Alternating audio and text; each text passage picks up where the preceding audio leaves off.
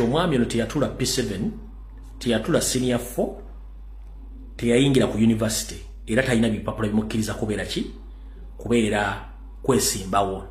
indeed nga tebiriyo naye order from above nti olwalwe nsinze n'okutya mu bulamu bwange bwonna bukyanga mbeerawo ntidde n'entya ne ngamba wait a minute ekitegeeza bw'otandika ogenda okunoonya mu bajjeno bonna abatugamba n'ogwo bonna abaava mu nsiko bonna abasinga obungi tebali qualified kubeera mu office ezo bwe tutunula ku basirikale abali mu kuba abantu amasasi n'okubawamba okubajjamu enjala bonna abasinga obungi tebaasoma bw'otunula scenario y'abantu abaze batta Kaweesi abaze batta Kagezi John Kagezi n'abantu bonna bagenda okuleetera ttiimu y'abantu abo bonna abasinga obungi basobbi baani bonna nga tebaasoma lwaki omuntu eyasoma abeerako ne common sense omutonotono regarding the law Jenoyo Rwashande nga yakulira Balaksi Kasijjagirwa okimenti yali asimbuddeko amajiga kube president waffe mu kalwa akawedde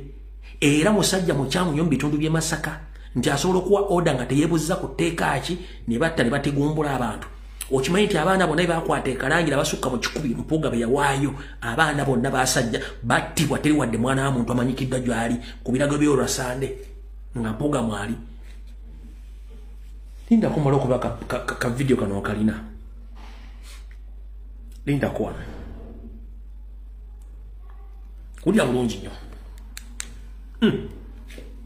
P7 twabagamba yagitulira ekinuuka wali okumpi n'ewaffe mu 1975 Piero inagigwa naddamu Piero inagiddamu 76 era n'agigwa kalina agamba nti agenze kabwowe awo Tanzania abagombozi we bajjira n'agenda mu magye teyajjukira kusoma naye senior 4 teriiko senior 6 teriiko P7 teriiko baati twabagamba dda nti n'ekiseera kijja kutuuka okulona foomu kwali kwangu wano naye okuzikomyawo ziseeredde ziremeddeyo wabweru geeti nzigule mwe baafande mugulewo geeti mugule naye mbalagidde baba libaguddewo tayinza kuyingira wano empapula zaleese wano zikubiddwamu ebituli kubanga labayo eno gy'ayina yabaako mu semina yagenda n'abeera mu semina okuva nga ennaku z'omwezi 2 paka nga 21 one day semina nga 2 okutuusa nga 21 nga 2 okutuusa nga 21 June n'abeera nga ye Lieutenant Kano n'agenda mu semina ya lunaku lumu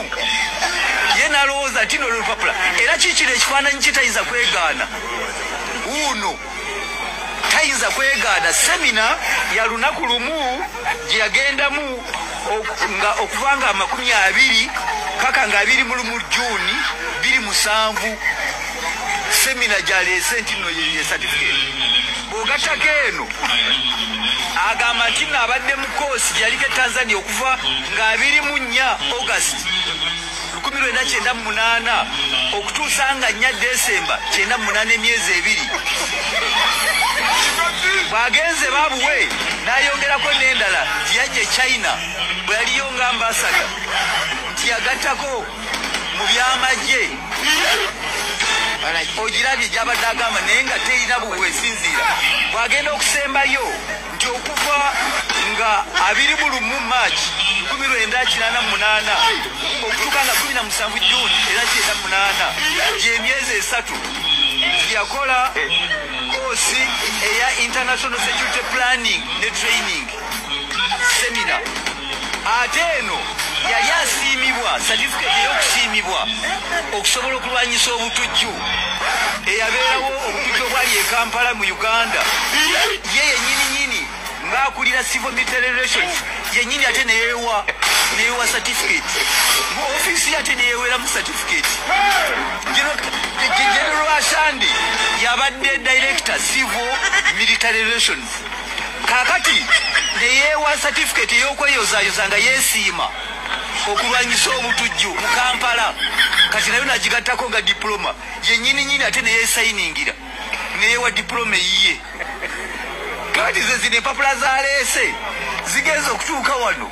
nga za munguuba.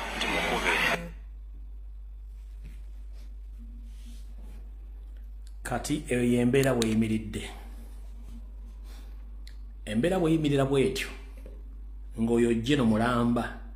nga mu nsi yonna omuntu okufuuka Jeno ekitono nnyo okuba nga olina senior certificate oba nga olina degree.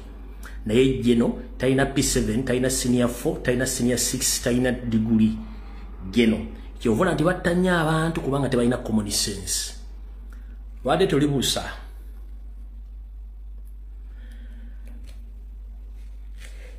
ne wabeerawo omulalo wa NRM